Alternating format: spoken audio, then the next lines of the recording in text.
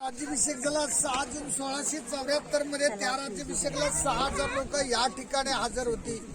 पूर्वी एक मन म्हणजे 40 किलो असं 1280 किलोच्या वजनाचं सोन्याचं सिंहासन होतं 32 मानाचं. नेलं ब्रिटिशांनी. आता फक्त पंचधातूचं मेघडंबरीने पुतळा 2009 मध्ये बसला. युवराज संभाजीराजे कोल्हापूरचे याने बसवला आहे.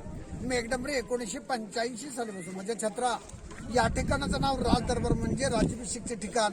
कुठल्याही कान्याकोपऱ्यात जरी कुजबुजलं तरी महात्मा आवाजाव महाराज जरी हळू बोलले तरी लोकांपर्यंत आवाजावाची प्रतिध्वनी आहे या ठिकाणी.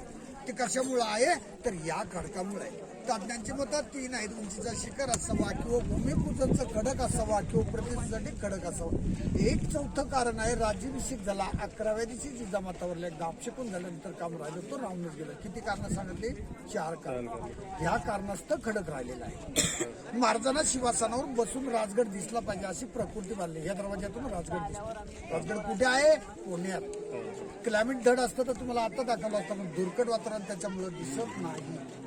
सांगलीवरून सुपरस्टार बेडे गुरुजींचा हार पुजारी गेले 27 वर्षापासून येतो.